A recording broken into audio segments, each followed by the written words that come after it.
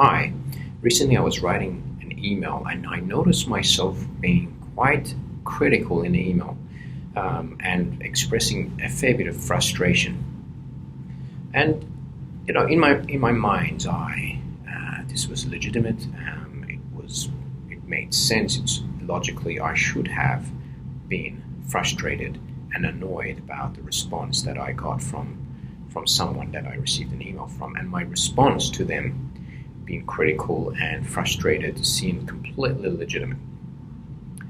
And so I had a choice. I had a choice to continue just going ahead with it and sending that email.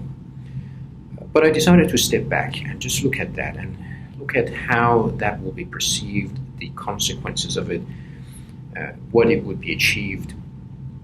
And I realized there's nothing really positive that can be achieved from that frustration, no matter how justified this was. And I asked myself, how can I turn this into something more useful while still being authentic? And in terms of being authentic and useful, it meant that I need to change my perspective and my feeling.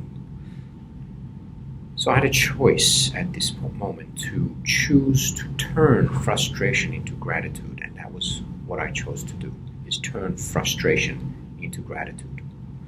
And instead, I changed the language in my email. I changed the language to reflect gratitude instead of criticism. And I sent that refined, amended email which expressed gratitude instead of frustration. And after that, I felt much better about it. So I'd like you to reflect next time you have,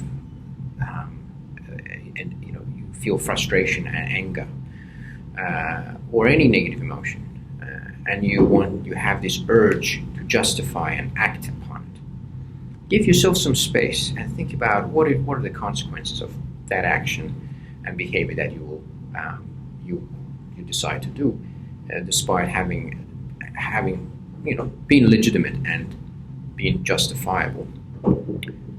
Think about the consequence and see if you can turn your mindset into gratitude instead of criticism, and what the impact of that would be, and compare the two, and then make a conscious decision what you'd like to do. Maybe you might continue with your original plan, or you might recognize that coming from a more compassionate or grateful or positive state of mind, you will achieve more positive and useful results. Again, it's not about inauthenticity. It does require you to change your heart or mind before you continue with the behavior, so that the behavior is authentic and in line with your state of being.